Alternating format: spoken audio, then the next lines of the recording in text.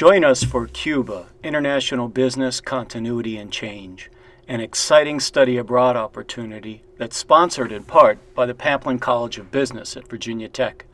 It takes place the first week after classes in May 2018. Most Americans know little about Cuba, other than the fact that it's just 90 miles from the United States, and we don't have a very good relationship with them.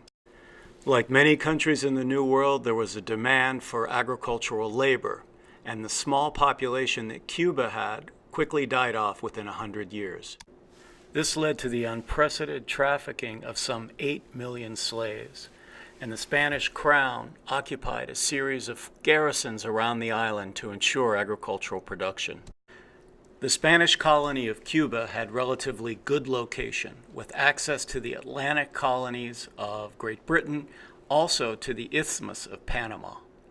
In the French colony of Haiti, to the east of Cuba, the 1791 slave revolt led to both the first free independent colony in the New World, as well as an out-migration of many sugar planters. These sugarcane planters went to both Cuba and what was then French Louisiana.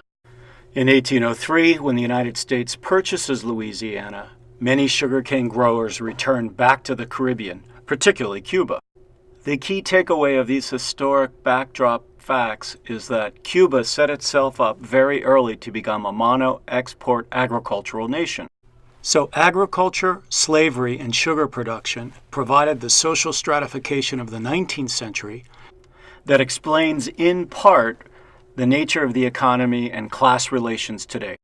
The island's economic and social geography has been characterized by heavy black concentration in the eastern portion of the island, sort of the Appalachia of the island, and it's also the place where Fidel and Raúl Castro came.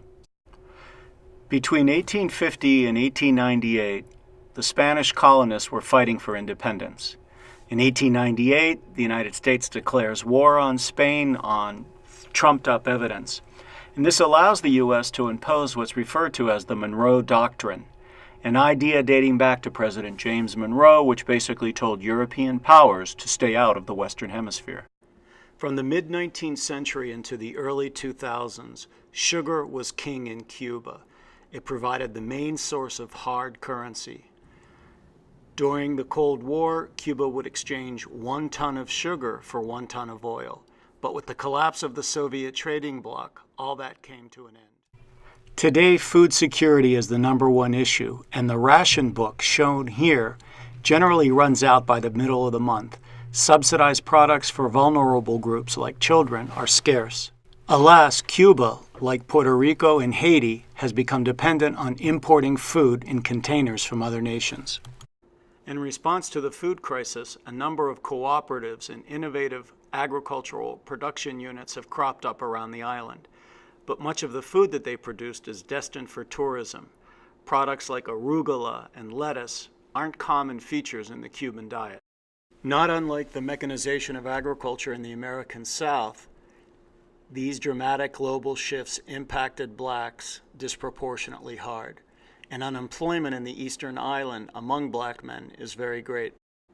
Outmigration from the eastern provinces to the capital city of Havana is illustrated by these young men shown here. Many folks from the eastern part of the island, who are referred to by Havanans as Palestinos or Palestinians because they come from the east, search for employment in the capital city. Working in the agricultural sector is lucrative, whether it's done legally, as this vendor illustrates here, or working in the gray market. The revolution promised social services for everyone, regardless of race and geographic location. It also promised to provide another Cuba, a different Caribbean island, one that wasn't reliant on tourism, an island of chambermaids and an island of bartenders. With the collapse of the Soviet trading bloc in the early 1990s, all of that changed. This allowed joint venture operations to begin in Cuba, the circulation of the dollar or non-peso units of currency, and a small private sector was legally allowed to operate. So today the Cuban peso, which is worth about 25 pesos to the US dollar, also circulates aside the CUC, or a convertible unit of currency. It's all a bit confusing, particularly for the Cubans. After 1993, joint ventures came in strongly, particularly Canadian corporations like Sherritt, which works in the nickel sector. Tourism has also had its share of joint venture investment, such as these hotels operated by mostly Spanish companies. In 2014, President Obama attempted to reestablish diplomatic ties with Cuba after some 50 years. However, only the trade embargo can be lifted by an act of Congress, and that has yet to happen as of late 2017. By special executive order, even some American hotels have started operations in Cuba. Even the office of the city historian in Havana, whose director, Eusebio Leal, is shown here, has jumped into the hotel operation and tourism business. The commercial branch of the office is referred to as a Bawanex, and we'll visit a few of their facilities on our trip. Doing business in Cuba for foreign entities means that everything has to be approved by the Ministry of Foreign Investment and the State Council, the highest level of government. This hotel, for example, the Polish chain Kempinski, required special workers and refused to use Cuban workers. The foreign investors argued that Cuban workers weren't as well trained and often stole material on the job site. As a result, the Kempinski operation, with the approval of the armed forces of Cuba, brought in Indian workers from South Asia and paid them 50 times the local wage. Education, preschool care, universal health care are all characteristics of the revolution, and it has fulfilled its obligation. Education is mandatory until 16 years of age. But a highly restricted labor market has forced talented musicians, artists, and dancers into the tourist sector. Indeed, some of the most coveted jobs are in the island's growing tourist resorts. Some professionals, particularly dancers and musicians, will work in restaurants without wages. The option, however, is that they can sell their CDs and dance and work for tips.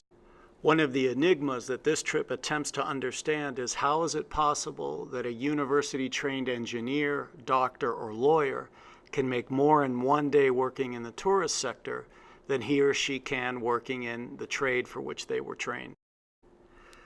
So what is the challenge that the Cuban island faces? Well, in 2010, President Raul Castro promised to downsize the 2.5 million state workers and allow many of them to work in the private sector. The trouble is that there are only 201 jobs in which these private sector employers and employees can work. Everyone must be a self-employed worker. There are no small and medium businesses. Most of the jobs are referred to as timberiches, or nickel and dime mom and pop operations, that although they provide a steady income and generally pay more than state jobs, really aren't strong engines of economic development. International travelers continue to flock to the island to appreciate its architecture, the craftsmanship of a bygone era, and to appreciate the many UNESCO World Heritage sites, such as this one in Cienfuegos. We try to get you inside Cuba homes. We try to avoid the trappings of normal tourist haunts. We'll examine successful entrepreneurs who work in food production. Virginia Tech has a long history of bringing students to Cuba, dating back to 1992. So we know what to look for. We try to tease out the innovative and the surprising. So consider joining us on Cuba, International Business Continuity and Change. Program fees for $3,700 include spring tuition, most meals, ground transportation, lectures, dance classics, music, and so much more. Hi, I'm Professor Larry French. Next May, I'll be leading a study abroad trip to Cuba. We're going to look at the many ways in which the Cuban society is changing, and we'll talk about some of the opportunities this creates for private business. I think we're going to learn a lot, and I sure hope we're going to have some fun in the process. I hope you'll join us.